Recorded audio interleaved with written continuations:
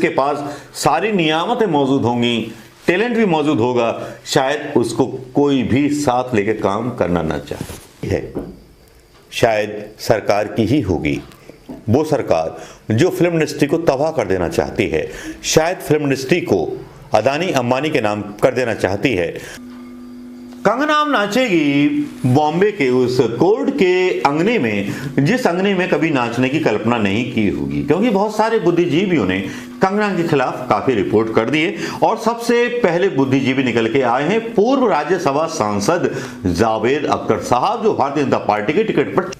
पहले तो उन्होंने उद्धव ठाकरे सरकार पर आरोप लगाए, बहुत सारे आरोप लगाए, उनका छज्जा गिरा दिया गया। उसके बाद उन्होंने पता नहीं आरटीआई डाली, उस पर पता नहीं 32 लाख पता नहीं कितना खुलासा किया। मैंने सवाल भी पूछे थे इनको अपने पिछले वीडियो में कि भैया ये बता दो कंगना जी आप अपने वकीलों को कितना दे रही हो, जबकि आपके पक्ष में तो प्रधानमंत्री मोदी जी के सरकारी वकील भी खड़े हो जाते हैं। अब ये शह किसकी है? शायद सरकार की ही होगी वो सरकार जो फिल्म इंडस्ट्री को तबाह कर देना चाहती है। शायद फिल्म इंडस्ट्री को अदानी अंबानी के नाम कर देना चाहती है। जिस अदानी अंबानी के नाम एयरपोर्ट कर दिए गए हैं, अब जो है डीजल भी कर दिए गए, पेट्रोल पंप भी कर दिए गए, सबको कर दिया गया। अब शायद फिल्म इंडस्ट्री का निजीकरण करने की तैयारी है प्रधानमंत्री मोदी जी की। इसलिए कंगना रनावत जैसे और अर्नब गोस्वामी जैसे प्यादों का सहारा लेना पड़ रहा है। कंगना रनावत और अर्नब गोस्वामी दोनों के खिलाफ पूरी फिल्म इंडस्ट्री एक तरह हो गई। और उसके बाद अर्नब गोस्वामी के खिलाफ भी रिपोर्ट दर्ज हो गई 56 डिस्ट्रीब्यूटर्स की। अर्नब गोस्वामी आजकल जो है घर घर द्वारे द्वारे फिरते हैं मारे मारे। और कंगना रनावत जो है अपनी एक अंदर से जो एक बवाल लिए हुए हैं इल्जाम लगाने का, जो आदमी नाकामयाब हो जाता है, जिसको कुछ करने के लिए नहीं होता, वो इल्जाम लगाता है। ये वही महेश भट्ट थे जिनकी गोद में बैठ करके फिल्में बनाती थी कभी कंगना रनावत। उन पर भी आरोप लगा देती हैं, उन पर सारे काम कर देती हैं। लेकिन कंगना रनावत अपनी उस संस्कृति को भूल जाती हैं जो हिंदू संस्कृति होती है, जो कहती है एहसान करने वाले को मत भूलो। मैं कहानी सुनाता हूँ दोस्तों, अगर ये कहानी आपको पसंद आए तो जरूर याद रखना, फिर तुलना करना कि कौन सही है कौन गलत है। दोस्तों शॉर्ट में कहूँगा इस कहानी को। हंस और हंसनी का एक जोड़ा था जो मानसरोवर के ऊपर उड़ता हुआ जा रहा था। वहाँ मानसरोवर के नीचे एक गीदड़ जो था पड़ा हुआ मिला बर्फ की झील में। तो जो हंसनी थी वो हंस से बोली कि साहब आप इस गीदड़ को बचा लीजिए, पुण्य लगेगा। हंस बोला अपने रास्ते चलो हंसनी, मतलब कुछ नहीं रखा है इन चीजों में। लेकिन हंसनी जिद पे अड़ गई, जैसे माँ गौरा शिव जी के साथ अड़ जाती थी। हंस को मजबूरी में अपने पंजों से निकाल करके गीदड़ को बाहर निकाल के लेके आना पड़ा। उसके बाद वो बेचारा ठंडा हो चुका था, टेम्परेचर डाउन हो चुका था उसका, हाइपोथर्मिया में जा रहा था वो गीदड़। तो वो निकाल के चले आए हंस जी। तो हंस ने बोली इसको पंखों की गर्मी दे दो आप। बोले अब रास्ते चलो, अब जीना होगा तो जी जाएगा। लेकिन हंसनी अड़ी हुई थी। औरतों में बुद्धि कम नहीं होती, लेकिन मातृत्व वात्सल्य इतना होता है कि बुद्धि पीछे रह जाती है। उन्होंने बोला नहीं, आप इसको अपने पंखों से गर्मी दो, इसको थोड़ा सा जिंदा करो, उसके बाद चलेंगे आगे। हंस अपनी पत्नी हंसिका के सामने हार गया।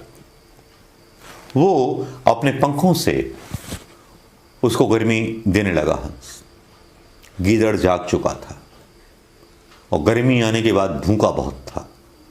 उसने हंस के पर कतर दिए, उसे खा लिया। वो मर चुका था हंस, लेकिन हंसनी आवाज लगा रही थी ऊपर तो आओ, ऊपर तो आओ। लेकिन हंस का शिकार गीदड़ कर चुका था। कुछ इसी तरह की चीजें हैं। अब आगे की रिपोर्ट आप देखिएगा दोस्तों, कितनी अच्छी है कितनी सही है, इसके बारे में कैलकुलेशन आप कीजिएगा दोस्तों। कंगना अब नाचेगी बॉम्बे के उस कोर्ट के अंगने में जिस अंगने में कभी नाचने की कल्पना नहीं की होगी, क्योंकि बहुत सारे बुद्धिजीवियों ने कंगना के खिलाफ काफी रिपोर्ट कर दिए और सबसे पहले बुद्धिजीवी निकल के आए हैं पूर्व राज्यसभा सांसद जावेद अख्तर साहब, जो भारतीय जनता पार्टी के टिकट पर चुने गए थे। अब रिटायर हो चुके हैं। इनको जो था अटल बिहारी वाजपेयी ने नॉमिनेट किया था अख्तर साहब को, जावेद अख्तर साहब को। ये उनका दिल था, ये उनका वो एक बड़ा दिल था जो कभी राजधर्म प्रधानमंत्री मोदी को समझाते थे। लेकिन यहां एक और केस हो गया है कंगना पर जावेद अख्तर के द्वारा। अब जावेद अख्तर के द्वारा किए गए केस से कंगना शायद आहत हुई होंगी या राहत उनको मिली होगी। वैसे भी कंगना बदनाम है कि किस तरह से वो निकले, क्योंकि मुंबई पुलिस के डर से कंगना अभी तक मुंबई नहीं पहुंची है। मुंबई पुलिस उनके खिलाफ वारंट जारी कर रही है, कर दिया है। लेकिन कंगना वैसे तो झांसी की रानी बनी रहती है, लेकिन मैं खबर का लब्बो-लुबाब पढ़ के सुनाना चाहूंगा आपको। कंगना रनौत के खिलाफ मानहानि का एक और केस दर्ज हुआ है। इस बार गीतकार जावेद अख्तर साहब ने कंगना पर केस किया है। एक रिपोर्ट के मुताबिक अख्तर ने कंगना के एक बयान पर आपत्ति जताई है। कंगना ने दावा किया था कि जावेद अख्तर साहब ने उन्हें घर बुलाकर धमकाया, ऋतिक रोशन से माफी मांगने के लिए कहा था। रिपोर्ट में दावा कि जावेद अख्तर साहब ने धमकी नहीं दी थी। अब ये रिपोर्ट है, इसको आप पढ़ लीजिएगा या पढ़ के सुनाई देता हूं यार उस खबर को, कि बॉलीवुड खबरों की वेबसाइट स्पॉट बॉय में यह खबर चल रही थी कि सूत्रों के हवाले से कहा है कि जावेद अख्तर ने कंगना को धमकी नहीं दी। अभी मामला कोर्ट पहुंच चुका है। जावेद अख्तर अब लंबी लड़ाई लड़ने की तैयारी में हैं, क्योंकि वो इस ऋतिक रोशन से या किसी से क्या उनको लेना देना। कंगना वेरी डेस्परेट हैं, क्योंकि बहुत सारे पंगे ले चुकी हैं। जिस तरह से राखी सावंत को ड्रामा क्वीन कहा जाता है, उसी तरह से ड्रामा क्वीन कंगना साबित हो चुकी हैं। कंगना के मैनेजर ने 8 महीने में पहला ट्वीट किया था। एक्ट्रेस की बहन मैनेजर रंगोली चंदेल ने ट्वीट कर जावेद अख्तर पर कंगना को धमकाने का आरोप लगाया था। उन्होंने लिखा था, जावेद अख्तर जी ने कंगना को घर बुलाया, धमकी दी, वे ऋतिक रोशन से माफी मांग लें।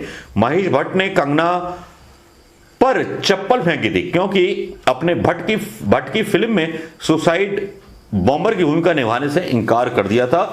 वे प्रधानमंत्री को फांसीवादी कहते हैं। चाचा जी आप दोनों क्या हो? कंगना मतलब जो हैं एक चंदेल साहब है, उनका ट्वीट भी इसके साथ ऐड है। ऋतिक रोशन कंगना रनौत का विवाद क्या था, यह भी मैं आपको बता दूं। कंगना रनौत 2009 से 2013 तक ऋत्विक के साथ रिलेशनशिप में रही थी। पता नहीं कितनों के साथ रिलेशनशिप कर लेती है यार। अपने चाचा की उम्र के साथ भी, आदित्य पंचोली के साथ रिलेशनशिप में थी, अब ऋत्विक के साथ भी रिलेशनशिप में रही। पता नहीं, ये लक्ष्मीबाई का तो कैरेक्टर नहीं था, झांसी की रानी का तो कैरेक्टर नहीं था। ब्रेकअप के बाद दोनों का विवाद खूब चर्चा में रहा। 2016 में एक शो पर कंगना ने ऋत्विक को सिली एक्स कहा, दावा किया कि सबूत के तौर पर उनके पास 2 मेल हैं जो ऋतिक ने उन्हें रिलेशनशिप के रहने के दौरान किए थे। इसे लेकर ऋतिक ने कंगना के खिलाफ मुंबई क्राइम ब्रांच में शिकायत दर्ज भी की थी। इतनी सारी शिकायतें कंगना तुम्हारी, अब बचाएगा कौन आपको? आप खुद ही ऐसी पर्सनालिटी बन गई हो, लगता है कि आपने मिडिल वर्ग को और उस लोअर मिडिल वर्ग को शर्मिंदा कर दिया है कि आगे आने वाले टाइम में कोई भी फिल्म इंडस्ट्री का व्यक्ति तुम्हारे जैसी लड़की की तो छोड़ो, एक अच्छा एक्ट्रेस या मतलब एक्टर भी आएगा जिसके पास सारी नियामतें मौजूद होंगी, टैलेंट भी मौजूद होगा, शायद उसको कोई भी साथ लेके काम करना ना चाहे। आपने उन सब के रास्ते बंद कर दिए कंगना। आप इस तरह के ड्रामे करती क्यों? अब आप प्रधानमंत्री मोदी जी की गोद में बैठ गई हो, आपको सुरक्षा मिल गई है, लेकिन जब आपके खिलाफ इस तरह के केस होते हैं, जावेद अख्तर साहब बहुत नामचीन रहे हैं, गजल गायक रहे हैं, शबाना आजमी, कभी 70 सालों में इन लोगों के खिलाफ कोई ऐसा भ्रष्टाचार का आरोप भी नहीं लगा जितना इन नेताओं के ऊपर लग जाता है। आपके प्रधानमंत्री मोदी जी के ऊपर है, उनके उस पर भी है, उनका आप साथ देते हो। लेकिन जावेद अख्तर साहब के जो सवाल हैं वो कम से कम उन लोगों को सोचने का मौका देते हैं कि आप किन लोगों के साथ मिले हुए हो, किन लोगों के इशारे पर आप इंडस्ट्री को निशाना बना रहे हो। चलिए दोस्तों, नमस्कार, जय हिंद। कंगना रनावत का जो जय हिंद है वो पता नहीं किसके ऑफिस में होता होगा, लेकिन हमारा जय हिंद जो है दुर्गा माता के ऑफिस में होता है। कंगना रनावत जिस तरह से बदनाम कर रही हैं फिल्म इंडस्ट्री को, उस तरह से फिल्म इंडस्ट्री की जो रीच है उसको घटा रही हैं।